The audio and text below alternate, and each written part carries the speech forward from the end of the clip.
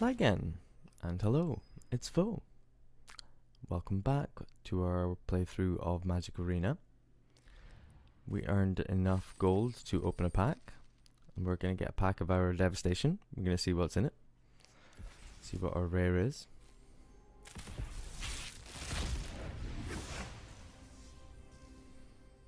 Okay, nothing amazing jumping out at me. But we do have a mythic rare wild card, so that's pretty good. Don't think we need any mythic rares for our cat deck, but we're more interested in Adorn Pouncer, but he's a rare.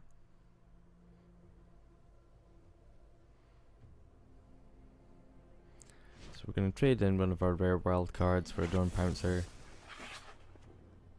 Ideally we'd like 4 in the deck, but we're running out of wild cards.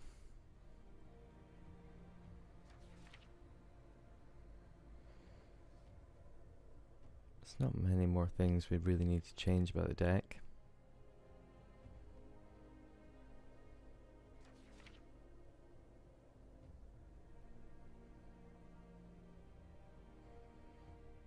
Thinking about a third Anointed Procession, but I think it's overkill. To end up with a handful of Anointed Processions and nothing to make tokens with. The Caracal. We can't collect another Caracal because we've actually run out of rare wild cards, so it's the end of the rare cat dream.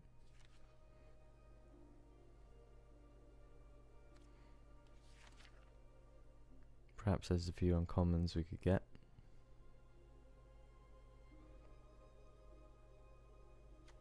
I think we probably want to go down Companion here. It's only really good for untapping our 1 exert creature. And it's only when he does damage, which isn't going to be all the time, so. Same with the flash creature.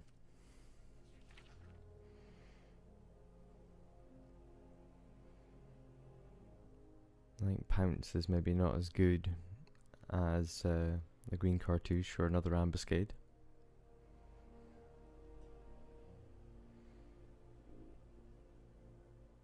Path of Discovery is perhaps maybe a little greedy, but we could do that.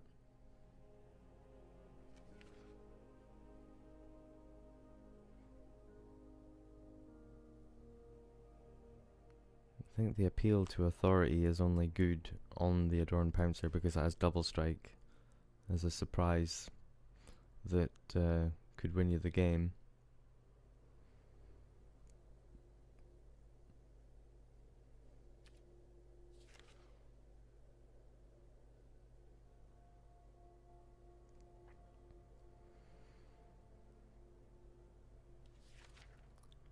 Could try and get Oketra's Monument, but again that's maybe a little greedy.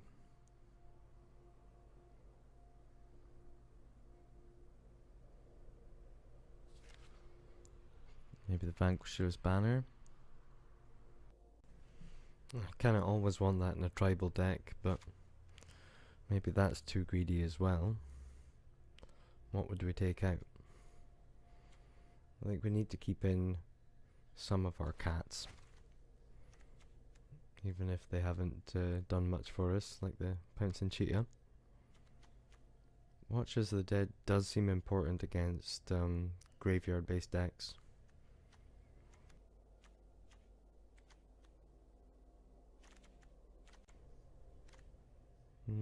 Maybe we'll just run it like this.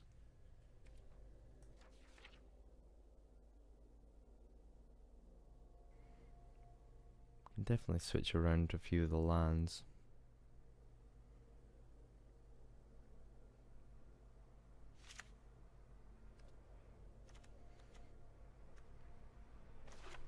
If we take out a few of these tapped lands, then we can use maybe a Field of Ruin and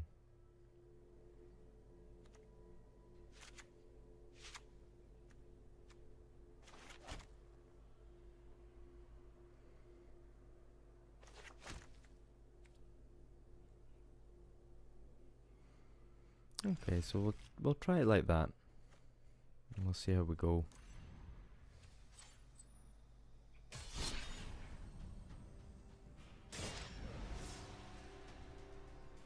It's difficult to know what to take out. Most of the cards seem right, but I'm sure we can make changes to make it more powerful.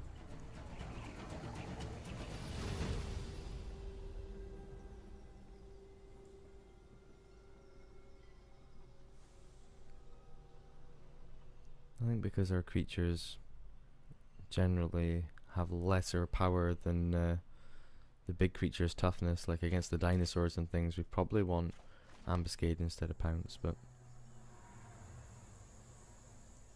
or even just the green cartouche.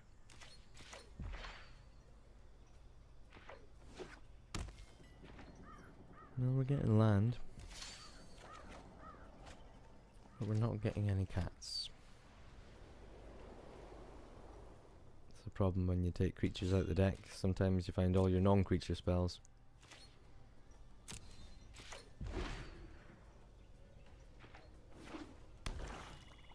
Sky Marcher, that's fine.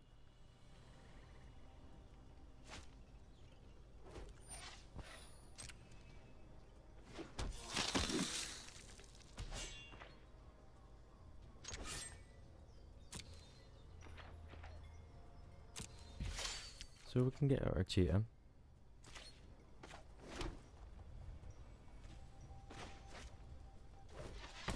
Not really a big fan. You're only really able to surprise block a 1/1 and survive, and that's not much of a blowout for your opponent. Maybe you can chump block something that has 3 toughness.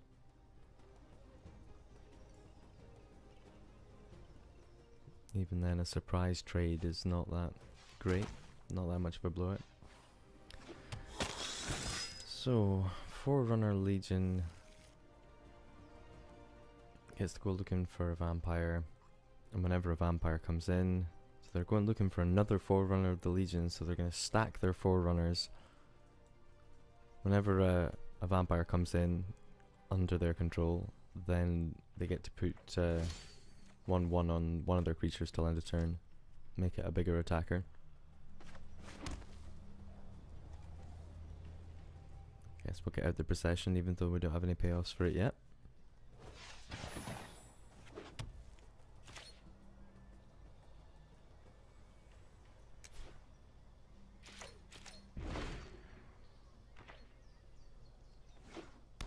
I guess we can use our cheetah to block with, if we can block a Forerunner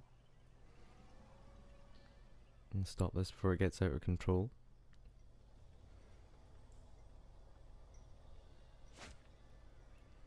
Or just get the Sky Marcher out of the way here before our opponent gets a send, before they're able to make it flying.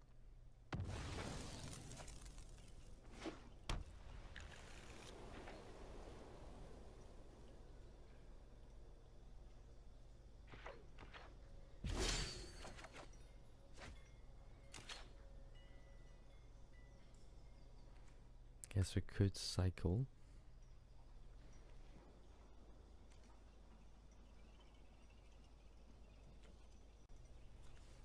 There's a couple of things we can do.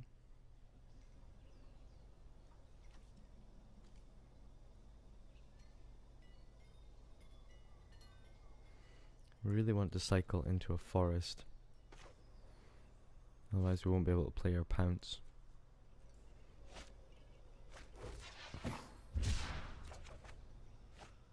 Of course, our Uncharted territory only gives us a green mana if we're using it on creature spells. It doesn't allow us to cast Pounce.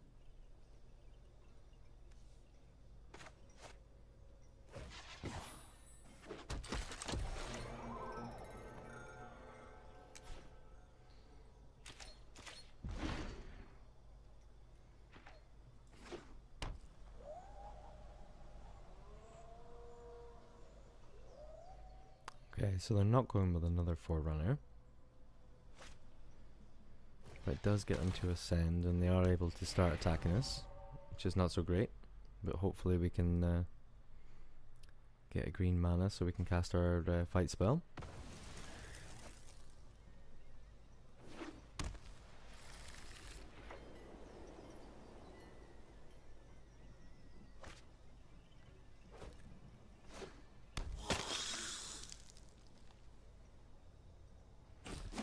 There we go.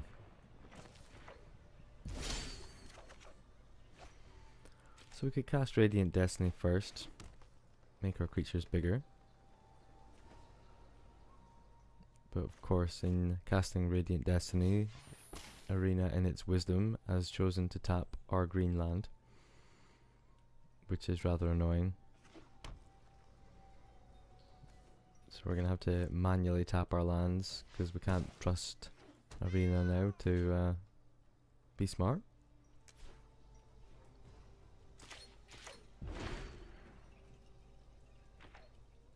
Usually the games are programmed to see what you've got left to cast in your hand, and if you're auto tapping mana, it's going to tap it so that you can still play the other spells in your hand.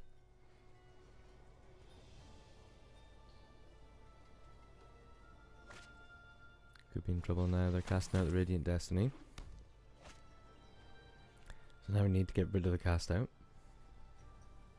Perhaps with their own.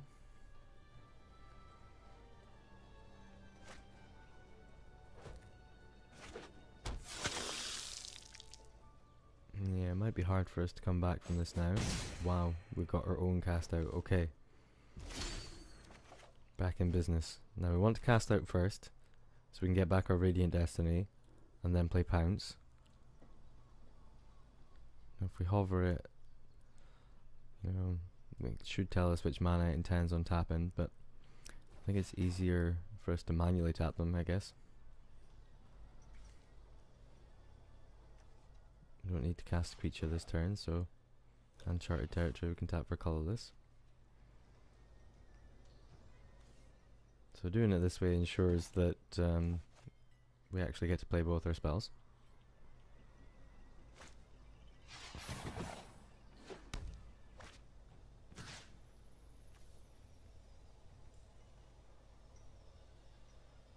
So we get our Radiant Destiny back.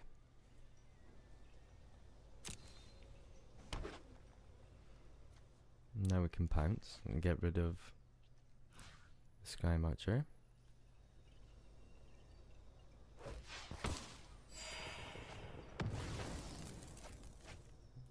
Our attacks aren't great.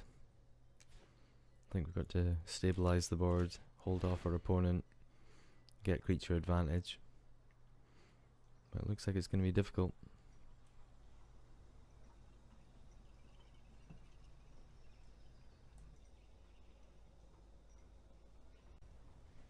Double for runner triggers is going to be hard to beat.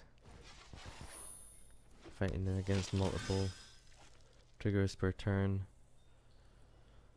Guess we can multi-block whatever they attack with, but if they get out 2 vampires in the same turn, like that one, which is scary enough in itself, then we're going to be in real trouble.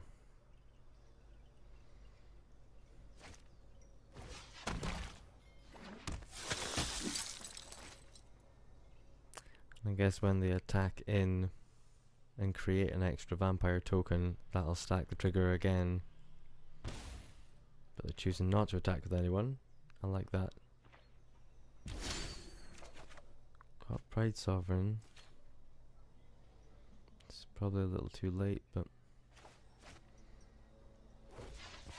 can try and hold off the fighting force.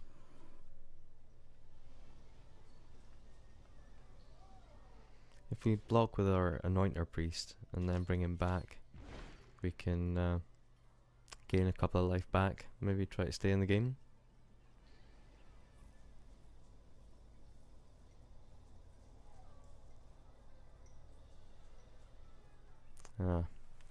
So Desert's Hold. Okay, Desert's Hold is going to go on the Pride Sovereign, and that means not only can it not attack or block, it means that it can't use its amazing ability to pump out 2 lifelink tokens.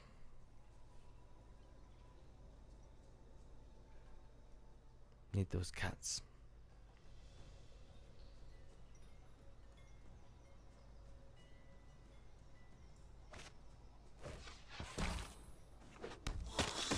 So we'll see if our opponent makes attacks here.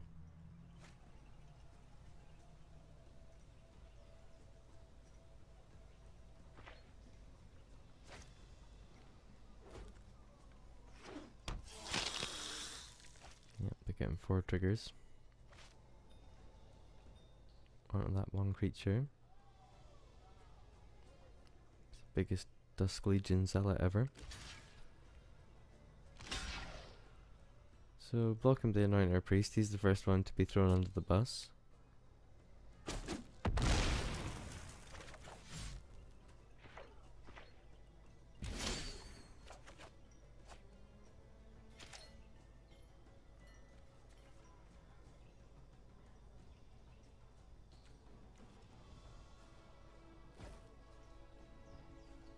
See if we can play both of these spells.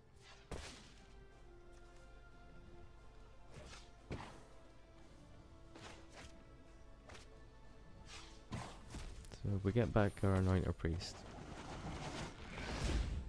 And of course we get double tokens because of our Anointed Procession.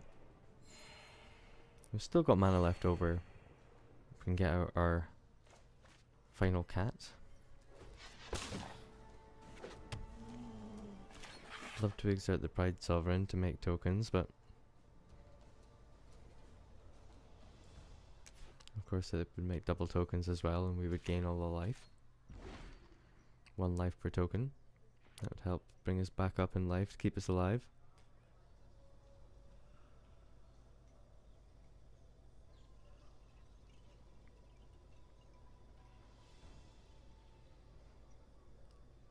Well, it's gonna be hard to beat triple triggers twice a turn.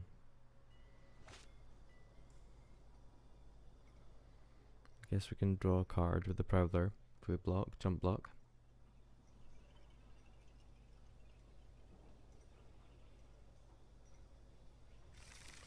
Flying could be our downfall.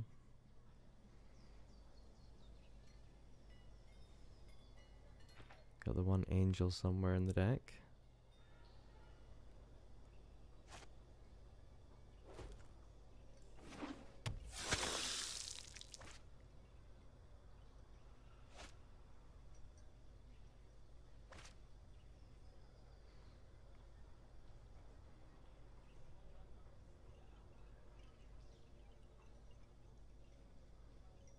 So they're only attacking with the 1 creature, so we'll just jump block here. I think trying to use everything to block and kill a Dusk Legion Zealot doesn't seem worth it. Doesn't fix the overall problem, it'll just switch on to being a different creature.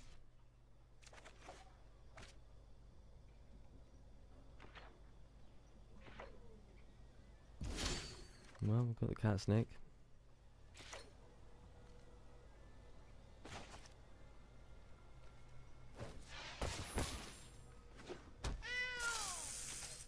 But we're just in the position of blocking and hoping not to die.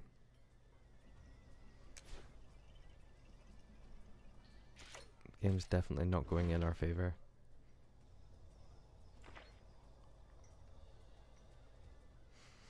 Desert's Hold has killed our plan essentially. We'd be on kind of even footing, I think, if it weren't for Desert's Hold. It's going to be a problem either which way. If all the triggers go on the flying creature and it ends up being a 7/7 or an 8/8, something like that, our clock is going to be very short.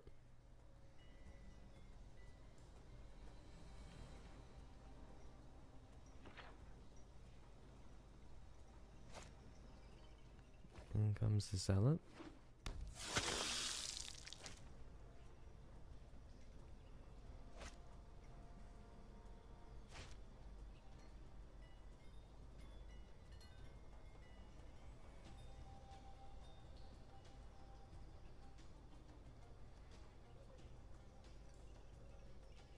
Aren't any amazing choices here. People to throw under the bus.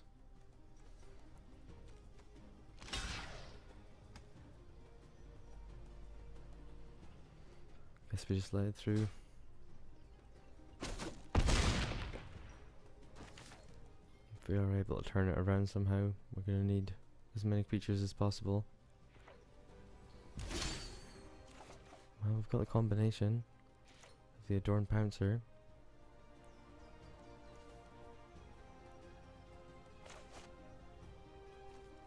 Maybe we can make one big attack next turn. But when they're on 31 life, I can't think that we're going to be able to take them out in one move.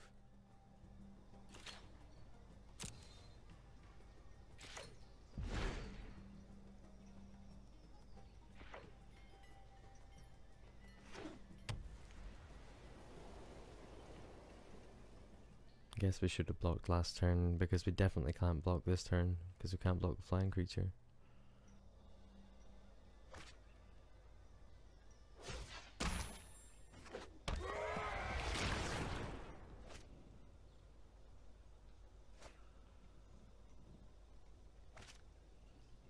Yeah, they're not missing a trick here. They're definitely going to put it on the flying creature, and then we're going to be in trouble.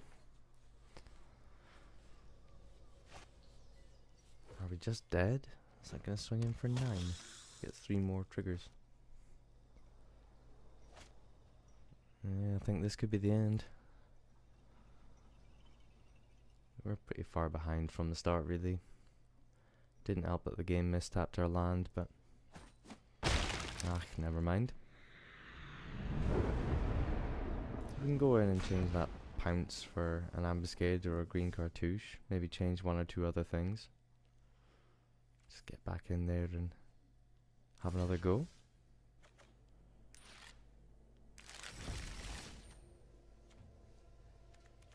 Yeah, we've only got 1 uncommon wild card and 1 mythic rare wild card, so it's not that many things that we can do.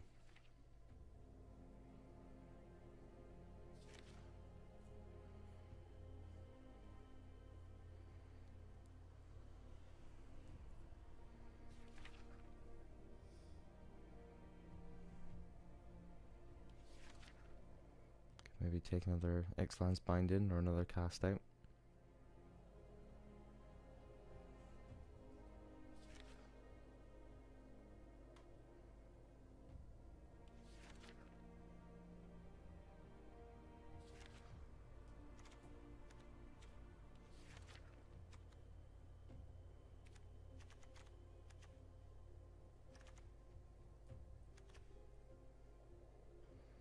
So we'll take out Pounce.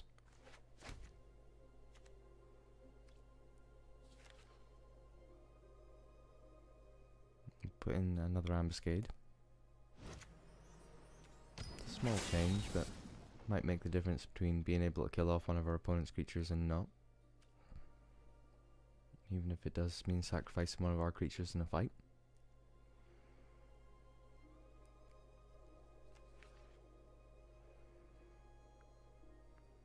I don't think there are any other cats that we're missing that have good utility.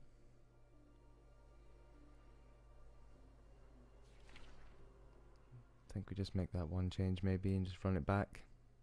Just hope for a little bit better luck in our next game. We'll have a quick look through all the cards that we don't have to see if there's anything we're missing.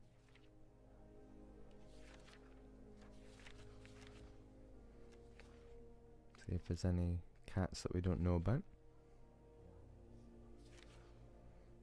Gideon, the Planeswalker, is a mythic rare. I suppose we could unlock him, but don't think he necessarily goes in the cat deck.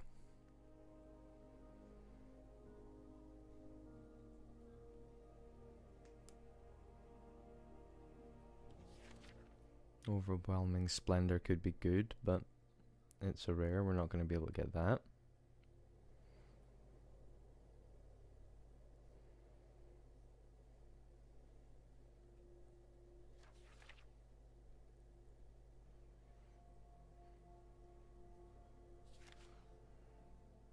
No, I don't think there are any more cards here that necessarily go in the cat deck.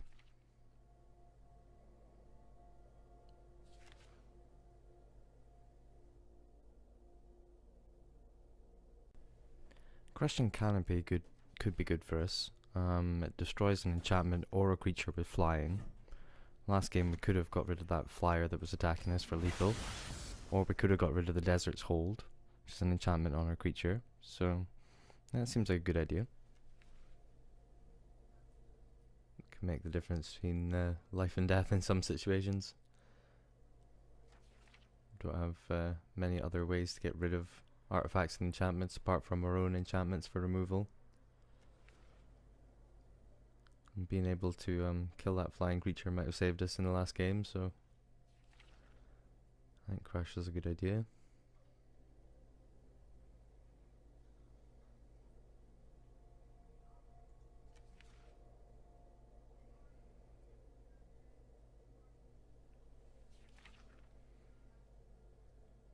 Got Planeswalkers, there would be mythics that we could unlock, but I can't see them being great in this deck.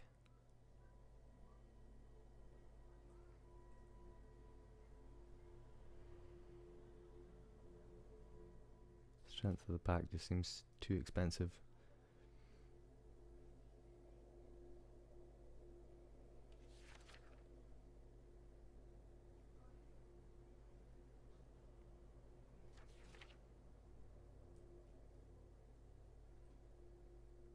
There's a green and white Huatli Planeswalker, but that's maybe something to consider.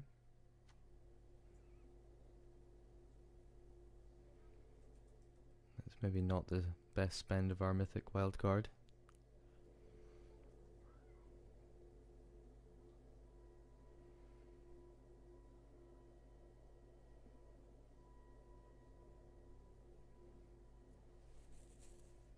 No, I think we run it like this. We maybe take out Appeal to Authority because it is quite narrow. It's only going to get you a surprise win really on the double striker. That's maybe what we take out.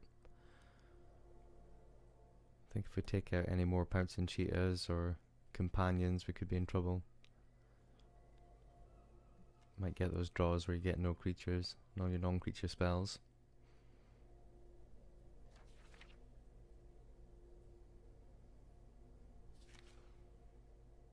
Immortal Sun is good, but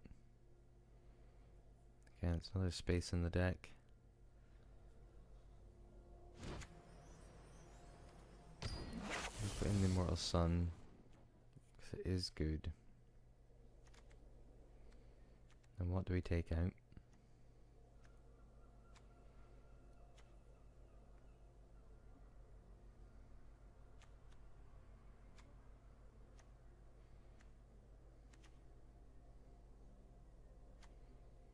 Desert's Hold does seem useful.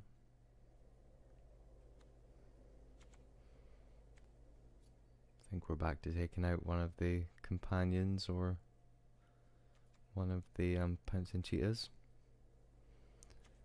Definitely get rid of Appeal to Authority because it is quite narrow.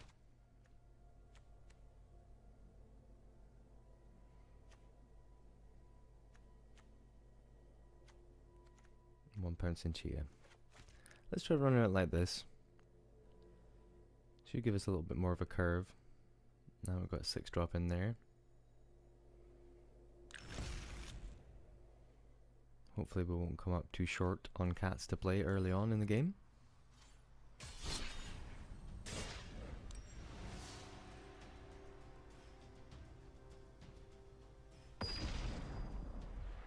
Again, poor old us, rank 1. Facing off against the rank 4. Hopefully we'll have better luck here. Well, green cards, no green land. Don't fancy it. One land, don't really like it. We would get a scry if we keep it. That's not a green land, so I'm not interested. Put you on the bottom. Well, if we get no land, then we'll be in trouble. If we get another white land, at least we've got a 2-drop artifact creature. So it's not all over.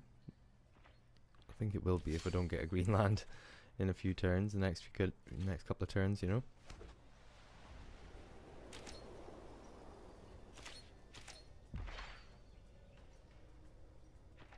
Right, here we go, we're in business. We're still in the game, we've still got a chance.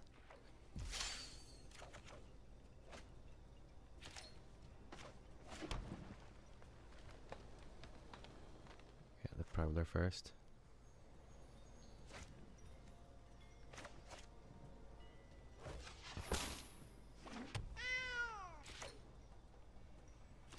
Ah, looks like we're in the mirror match.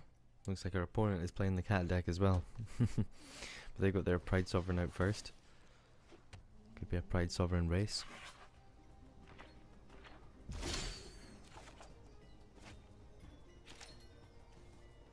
So they'll get to exert theirs first and make tokens.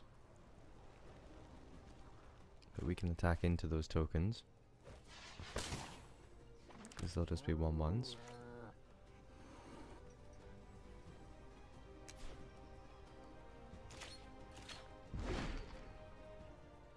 Get to Anointed Procession first and start pumping out twice as many tokens as them, we might win the race, you know? Could be our strategy.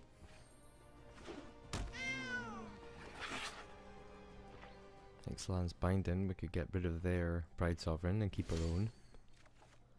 Seems like a good idea.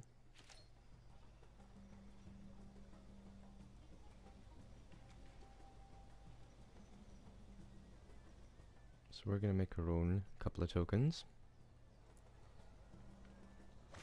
Hope to get a 4th land. We'll get out the Watches of the Dead.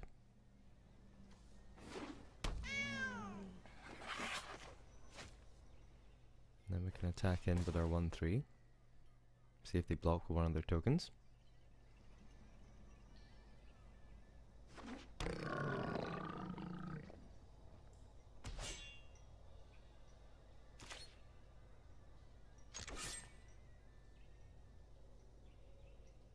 All this talk of the Pouncing Cheetah, and we didn't expect our opponent to play it. We should have.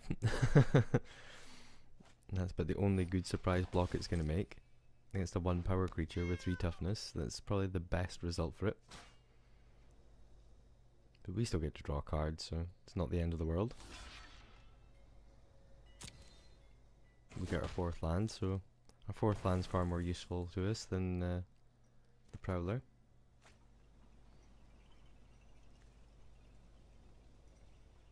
Means next turn we can stop our opponent in their tracks with their Pride Sovereign. Can get rid of it with Ixalan's Binding, and then they won't be able to cast any more Pride Sovereigns.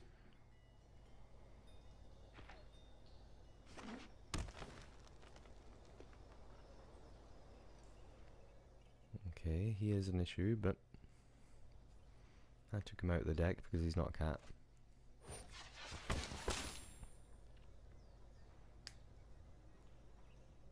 It can be exerted when our opponent attacks and untap all of their other creatures, which includes the Pride Sovereign if it's exerted.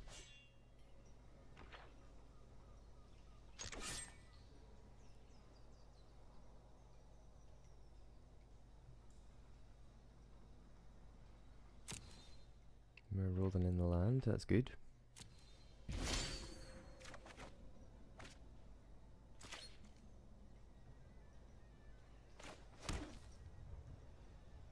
So we could get out Anointed Procession now, so that we spit out twice as many tokens. Or we could set it up so that we cast Anointed Procession next turn, and then we can exert both the Pride Sovereigns at the same time. Spit out 8 1/1 tokens. Sounds better. And then we can follow it up with Ixalan's Binding to get rid of their Pride Sovereign. So we're in reasonable shape.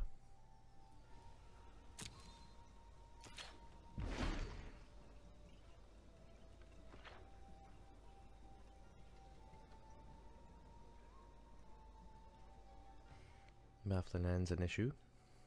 It's going to take away one of our Pride Sovereigns.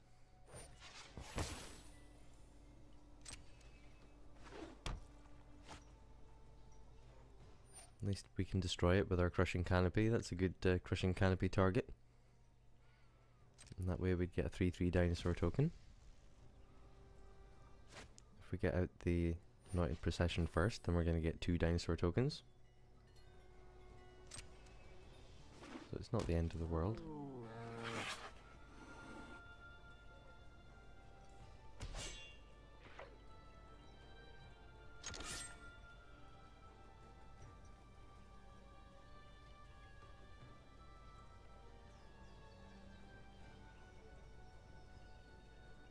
So our opponent's going to exert the champion, and that's going to untap their other creatures. It's definitely the wise move, but they don't have another white to repeat the process of tapping the Pride Sovereign and exerting it.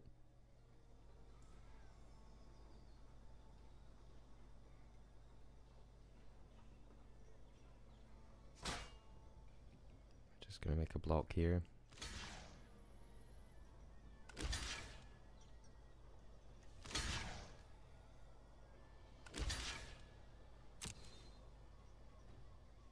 And go up a life. Seems better than going down 7.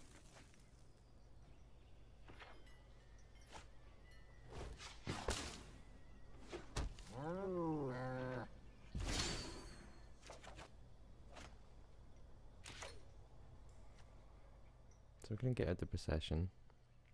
We're going to tap our lands manually to make sure it leaves us with a white mana.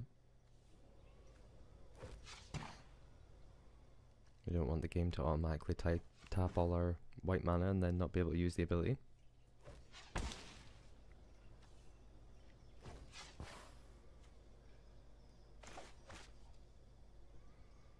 You can see if double tokens is going to be enough to keep us in the game.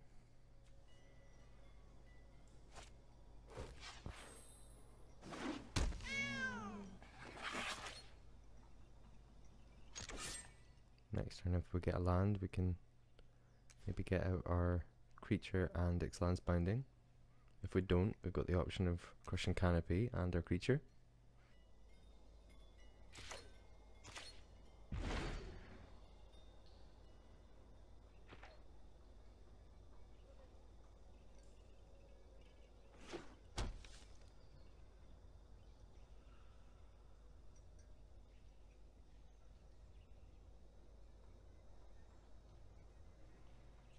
Wow, Ixalan's Binding. On our Pride Sovereign. So two very, very similar decks here, fighting off.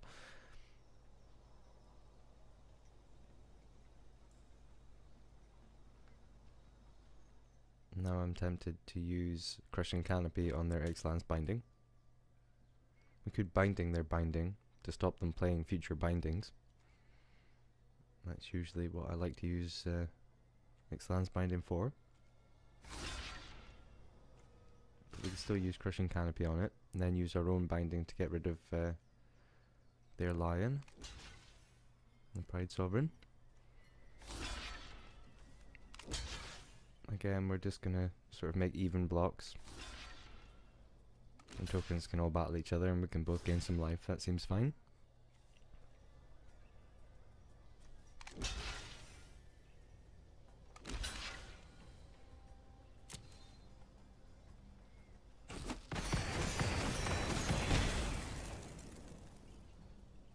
We're both at even life.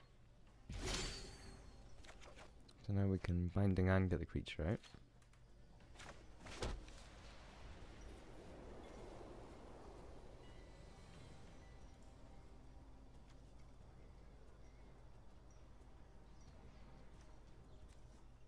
Then we're going to tap things manually, one at a time, just so we can be sure to tap the lands that we want tapped, and leave up the lands that we need.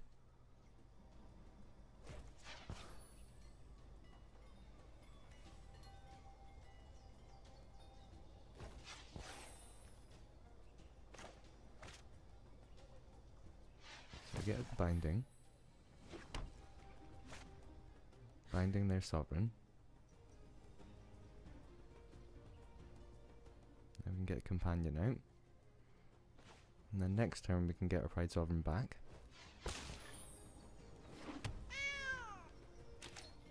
May as well swing in for one. Have our life totals our way round.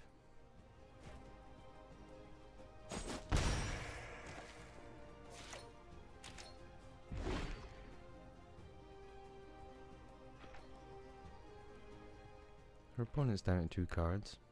We've only got 1, but they certainly don't have a big card advantage on us. Looks like they've chosen to exert their champion to untap their other creatures who were already untapped, so that's a total mistake. Means they can't attack with the next turn. It's an error on our opponent's behalf.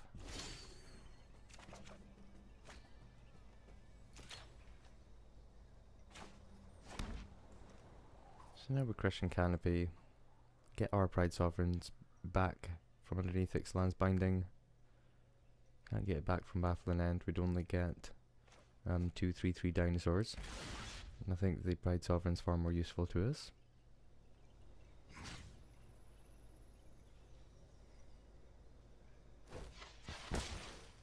Because we have 2 other cats on our side in the field, it'll become a 4/4.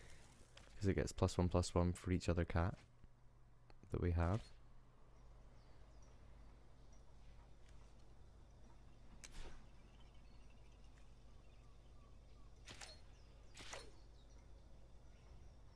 Here comes the pouncing cheetah. Not doing any pouncing or surprise blocking, because it's not much use. Radiant Destiny, that's going to be a bit annoying.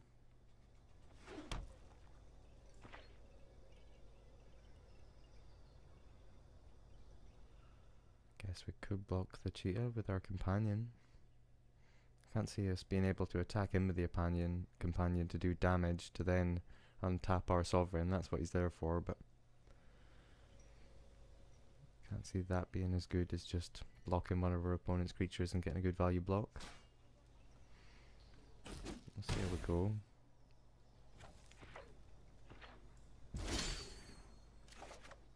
Opponent's creatures get vigilance. Makes us less likely to be able to swing in.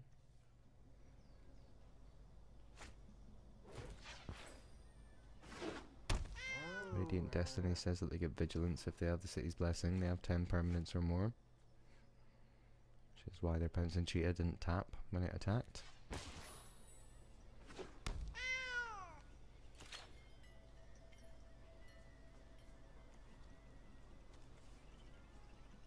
I think we can maybe give the companion trample at one point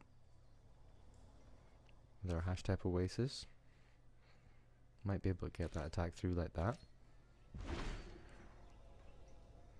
But our opponents just scooped it up. They're obviously not drawing Desert's Holds and things that they can use to get rid of our Pride Sovereign. They're just going to give it up. And that's fine for us. A victory is a victory, I'm quite happy with that. Hour of Eternity does seem expensive to cast, but it will go pretty well in a blue and white or a blue and black deck. So we'll keep a note of that one, we'll come back to it. I'll chop off the video here, we'll come back again tomorrow. Until then, take it easy, good luck in your games of Magic. I'll see you very soon.